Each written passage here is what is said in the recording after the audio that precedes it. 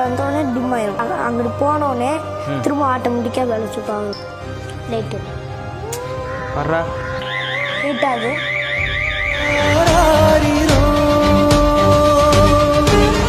தீ பிடிச்சா தானாக தீ தண்ணி தெளிக்கிற மாட்டோம். இன்னும் ஹீட்டிங் சென்சார் இருக்குதுல்ல, ஹீட்டிங் சென்சார் இப்போ ஹீட் பண்ணோம். இதான் ஹீட்டிங் சென்சார் ஹீட்டாது தண்ணி தெளிக்கும். கொரோனா காலத்தில் சும்மாவே இருந்தோம். அப்போ தான் எனக்கு ஒரு யோசனை வந்துச்சு, இந்த மாட்டம் அறிவியல் இதில் ஏதாவது ப்ராஜெக்ட் செய்யலான்ட்டு. அப்போ தான் இது கண்டுபிடிச்சேன். வேற என்ன கண்டுபிடிச்சிருக்கீங்க? விபத்திற்கு ஒரு சவால். விபத்திற்கு ஒரு சவால் எப்படின்னா ஆக்சிடென்ட், அது கண்ணு கூசி நிறைய பேத்துக்கு இரவுலலாம் லைட் வெளிச்சம் மட்டும் ஆக்சிடென்ட். அது இது லைட் டிம் பண்ணிக்கும்.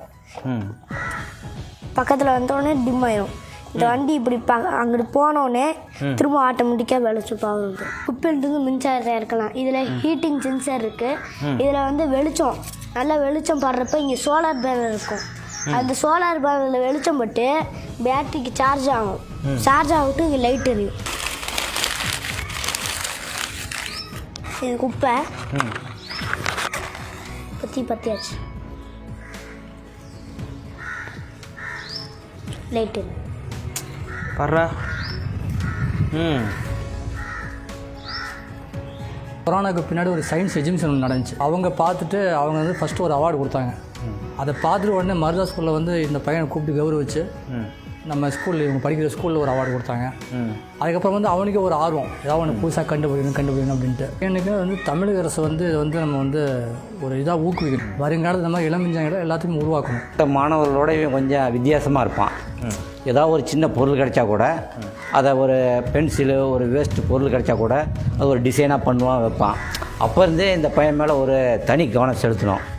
இவன் ஒரு டிஃப்ரெண்ட்டாக இருக்கானேன்ட்டு அவங்க பெற்றோரை கூப்பிட்டு உங்கள் பையன் இந்த மாதிரிலாம் ஒரு தனித்திறமையாக இருக்காங்க, அவனை வேஸ்ட் பண்ணிடாதீங்கன்னு சொல்லி அவனை ஊக்குவித்தோம். உண்மையில் இருக்கக்கூடிய ஒரு குடும்பம் இந்த மாணவனுடைய அறிவியல் ஆர்வத்தை ரொம்ப தூண்டக்கூடிய வகையில் அவங்க ஒரு பெரிய சப்போர்ட்டாக இருக்கிறாங்க. அமிலமலை அப்படின்னா என்னென்னா இவன் லெவலுக்கு அது தேவையில்லை. எங்களுக்கு புக்கில் வெறும் அமிலமலை அப்படின்னு ஷார்ட்டாக கொடுத்துருவாங்க. Sulphur di oxide nitrous oxide சேர்ந்து அமிலமலை வருது அப்படின்னு ஷார்ட்டாக கொடுத்துருவாங்க.